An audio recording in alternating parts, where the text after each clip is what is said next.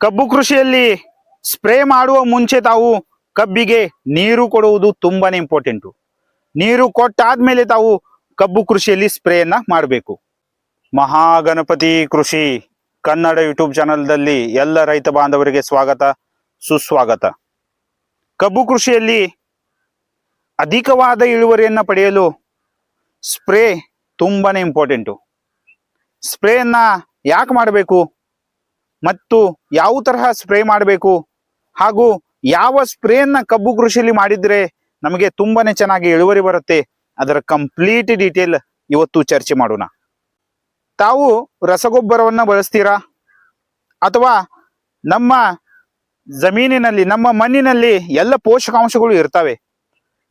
ನಾವು ರಸಗೊಬ್ಬರ ಯಾವಾಗ ಬಳಸ್ತೀವಿ, ಡ್ರಿಪ್ ಮುಖಾಂತರ ಅಥವಾ ಡೈರೆಕ್ಟ್ ನಾವು ರಸಗೊಬ್ಬರವನ್ನು ಬಳಸ್ತೀವಿ. ಆ ರಸಗೊಬ್ಬರಗಳು ಮೊದಲು ಮಣ್ಣಿನ ಜೊತೆ ಮಿಕ್ಸ್ ಆಗ್ತವೆ. ಆ ರಸಗೊಬ್ಬರಗಳನ್ನ ಬೇರುಗಳು ಡೈರೆಕ್ಟ್ ಆಗಿ ತಗೋತಾವೆ. ಆ ಎಲ್ಲ ಪೋಷಕಾಂಶಗಳನ್ನ ಬೇರುಗಳು ಎಲೆಗಳಿಗೆ ತಲುಪಿಸ್ತವೆ. ಈ ತರಹ ಪೋಷಕಾಂಶಗಳು ಮಣ್ಣಿನಿಂದ ಎಲೆಗಳಿಗೆ ಬಂದಾಗ ಎಲೆಗಳಲ್ಲಿ ಫೋಟೋಸಿಂಥಸಿಸ್ ಆಗತ್ತೆ. ಆ ನಂತರ ನಮ್ಮ ಕಬ್ಬಿನಲ್ಲಿ ಬೆಳವಣಿಗೆ ಸ್ಟಾರ್ಟ್ ಆಗತ್ತೆ. ಆದರೆ ಸ್ಪ್ರೇಯನ್ನ ಮಾಡುವುದರಿಂದ ಡೈರೆಕ್ಟ್ ಆಗಿ ನಾವು ಎಲೆಗಳ ಮೇಲೆ ಪೋಷಕಾಂಶಗಳನ್ನ ಕೊಡ್ತೀವಿ. ಇದರಿಂದ ಕಬ್ಬು ಕೃಷಿಯಲ್ಲಿ ಫಾಸ್ಟ್ ಆಗಿ ಗ್ರೋತ್ ಆಗತ್ತೆ ಹಾಗೂ ಫಾಸ್ಟ್ ಆಗಿ ಕಬ್ಬು ಕೃಷಿಯಲ್ಲಿ ಬೆಳವಣಿಗೆ ಆಗತ್ತೆ.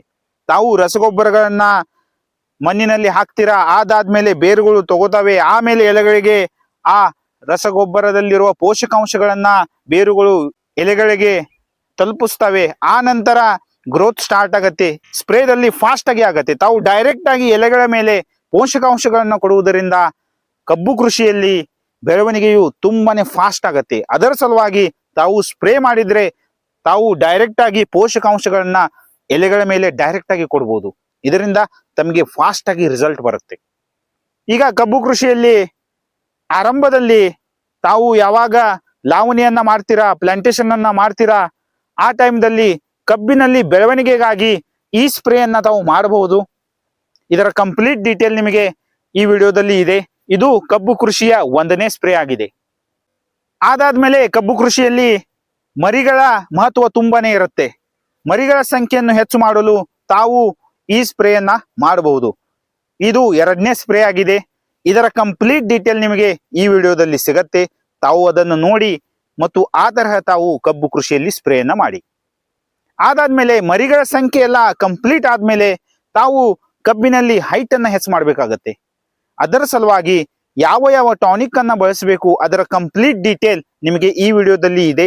ಆ ತರಹ ತಾವು ಈ ಸ್ಪ್ರೇ ಮಾಡಿದ್ರೆ ಕಬ್ಬು ಕೃಷಿಯಲ್ಲಿ ತುಂಬಾನೇ ಚೆನ್ನಾಗಿ ಮರಿಗಳ ಗ್ರೋತ್ ಆಗತ್ತೆ, ಮರಿಗಳಲ್ಲಿ ಡೆವಲಪ್ಮೆಂಟ್ ಆಗತ್ತೆ ಹಾಗೂ ಕಬ್ಬಿನ ಹೈಟು ತುಂಬಾನೇ ಚೆನ್ನಾಗಿ ಹೆಚ್ಚಾಗತ್ತೆ ಹಾಗೂ ಕಬ್ಬು ಕೃಷಿಯಲ್ಲಿ ಬೆಳವಣಿಗೆಯು ತುಂಬಾನೇ ಚೆನ್ನಾಗಿ ಆಗತ್ತೆ. ಈ ತರಹ ತಾವು ಕಬ್ಬು ಕೃಷಿಯಲ್ಲಿ ಸ್ಪ್ರೇ ಮಾಡುವುದರಿಂದ ತಮಗೆ ತುಂಬಾನೇ ಚೆನ್ನಾಗಿ ಕಬ್ಬಿನಲ್ಲಿ ಬೆಳವಣಿಗೆ ಹಾಗೂ ಕಬ್ಬಿನಲ್ಲಿ ಡೆವಲಪ್ಮೆಂಟ್ ಹಾಗೂ ಕಬ್ಬಿನಲ್ಲಿ ಗ್ರೋತ್ ತುಂಬಾನೇ ಚೆನ್ನಾಗಿ ಆಗತ್ತೆ. ಇದರಿಂದ ನಮಗೆ ಇಳುವರಿಯು ತುಂಬಾನೇ ಚೆನ್ನಾಗಿ ಬರುತ್ತೆ.